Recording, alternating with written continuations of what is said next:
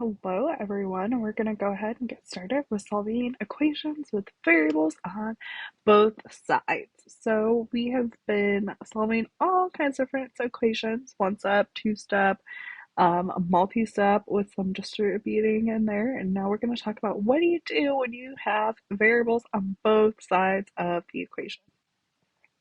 So in solving an equation with variables on both sides, we're still using our buddies. Whoa, Nelly, what am I doing highlighting there? We're still using our buddies, the inverse operations. That's better.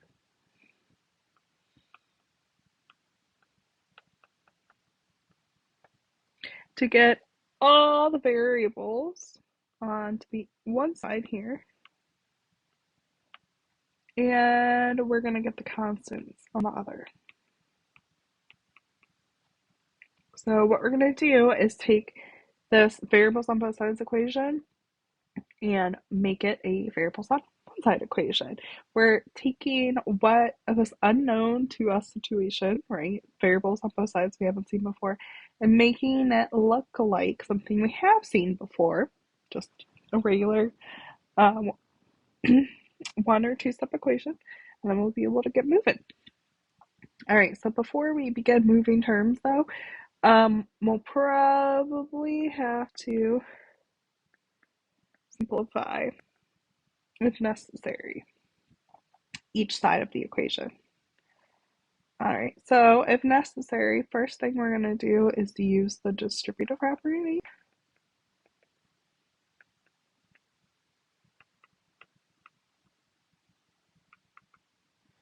to remove any grouping symbols. Then we're going to simplify the expression on both sides of the equation.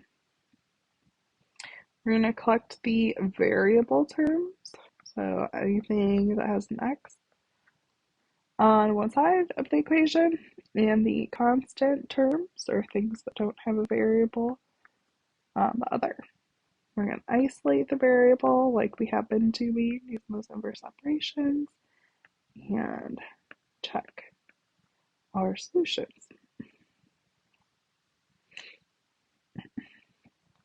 All right, so got three examples going on here.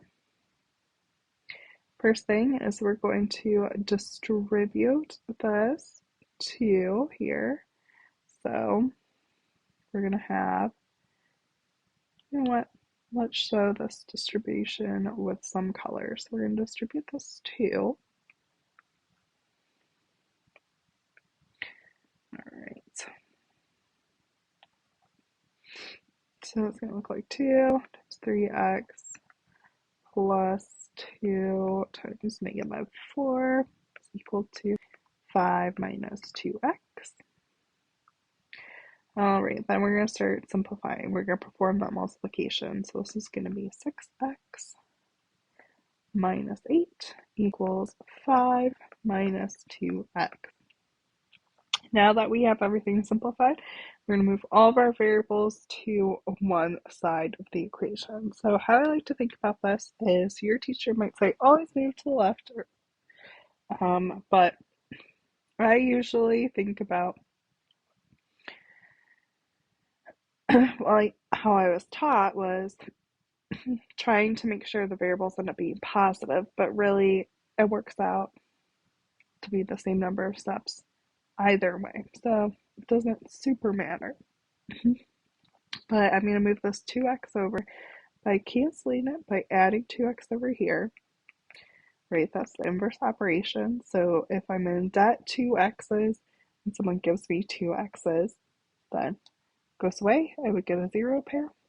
And so this would look like 8x minus 8 is equal to 5. Now I'm going to add 8 to both sides to cancel that.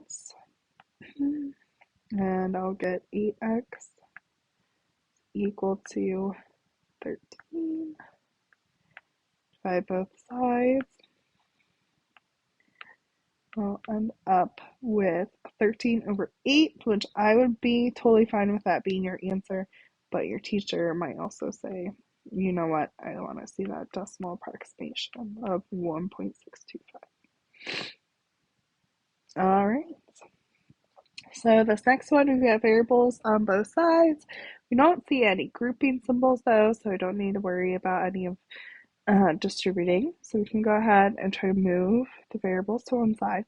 So when I see a type like this, where you got a variable term here and a constant term here, and then a variable term over here, but no constants, what I usually tell students to do is if I move this variable term over here, then it'll only be constants on the left and variables on the right, and that is just one step. If I try to do the opposite here, and I try to take this 12x over here, then I will still have variables and constants together, and usually what happens is that we would end up with equals 0 over here because we have a 0 pair after doing that inverse operation, and students always forget to keep the right side of the equation there.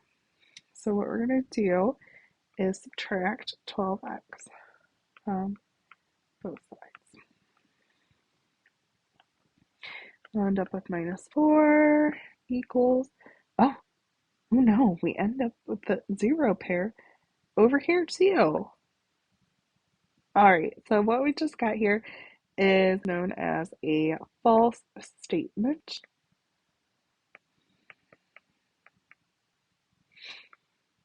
Alright, so a false statement means this is untrue, right?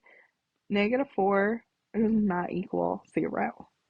So the problem here is that there's no value of x that will make this equation true.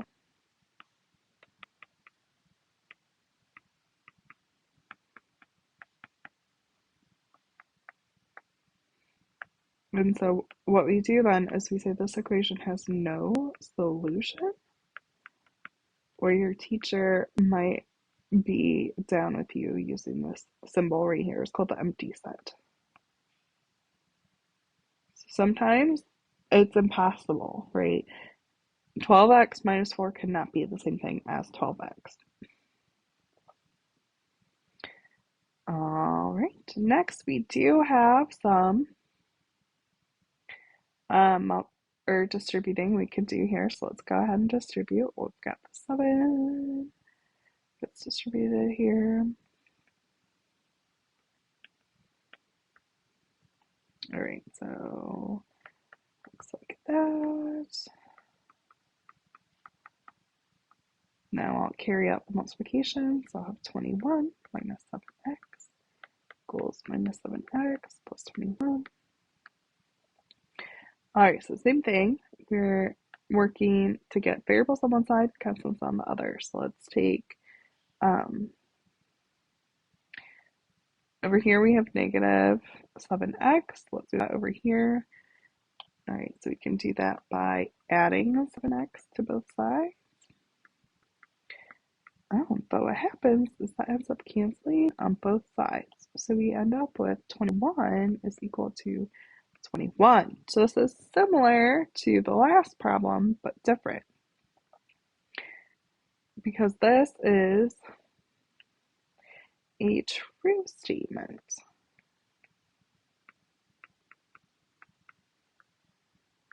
And so what that means is this will always be true regardless of what we plug in. So this will be true. 21 is always going to be equal to 21 for all values of x. So what this means is we have infinitely many solutions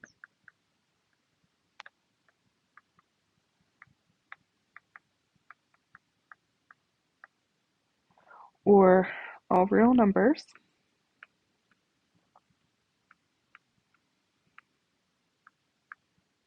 or your teacher may use this symbol. All right. So any of those will do.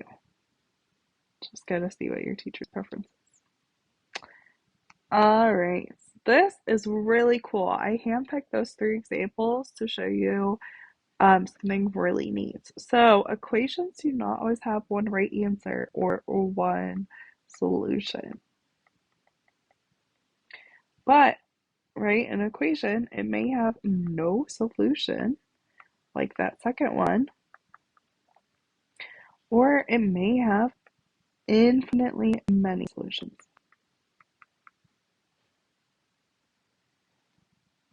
All right, so we'll do one more together, and then I'm gonna have you do three kind of practice ones. So we're gonna solve this guy here. We've got a lot of distributing going on, which I love. One year, man may not know this, I taught sixth grade, and I loved getting to introduce the distributive property because I'm like, y'all are going to use this so much in the future. All right, so first thing is, because I'm lazy and I don't want to have to keep rewriting or changing the color, I write in the first color and then I write in the second color. So if that throws you off, I'm sorry. All right, so this is needs simplified, so this is going to become 6x minus 6. And this is could become 6x minus 6. So you might notice right here, or maybe you're clever and you saw it right at the beginning, you already know how this is going to work out. But if not, let's just keep going. So let's say I want to get rid of this 6x over here, so I'm going to subtract 6x from both sides. And lo and behold, it cancels on both sides of the equation, and I end up, with negative 6 equals negative 6, which of course is always going to be true.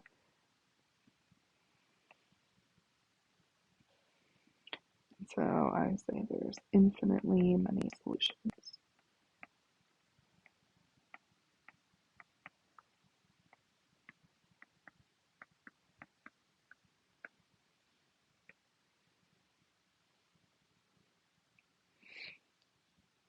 All right, so go ahead, pause this video, actually pause it, Monty, and solve these problems, then we'll come back and talk about them. All right, welcome back. Let's go ahead and solve this first one here. No grouping symbols, so I don't have to do any distributing. I can go straight to the inverse operations. So I'm going to be taking 8x away. Again, it doesn't really matter both sides. Some teachers are kind of particular, like they always want the variables on the left, constants on the right. Some teachers really want to see like positive variables. I'm not afraid of the negative numbers. So 6x minus 8x is going to be minus 2x plus 3 is equal to, again, that cancels, and we get negative 21. All right, well now I need to get rid of this 3, so I'll subtract 3 from both sides, and I'll end up with negative 2x is equal to negative 24. Then I'll divide both sides by negative 2 to cancel that negative 2. I'll end up with x is equal to, the negatives will cancel, and we'll get positive 12. Now, I did realize that I said it's good practice to check your work, and then I haven't checked your work on any of these problems yet. Ooh, was that trippy? I kind of moved my iPad and rotated the screen for you there. I'm sorry. All right, so if you wanted to check your work, how you would go about doing that is, let's pick a fun color. Purple. Okay. You would take your 12 and plug it in everywhere there's an x on both sides of the equation and see if you get out true statements. And if you do, then that means that you checked your work and it was correct. If you do not, then that means something fishy was going on. Alrighty. Next, Again, no distributing, no simplifying that needs to happen. So we'll start by taking 6x from both sides. Uh-oh, everything canceled, so we end up with 1 equals -8. Well, that's not true. So that means this guy has no solution. This last one does have some distributing. So let's go ahead. 3 gets distributed in. 18x minus 5 is equal to I was deciding whether I was going to show that in color or not. We'll have 18x minus 6. All right, so if I want to get rid of this 18x, subtract 18x from both sides. Ah, man. And again, we have -5 equals -6, which is false, right? So no solution. Again, I used the empty set there. All right, I hope you guys had a great time solving equations with variables on both sides, and I'll see you later. Bye.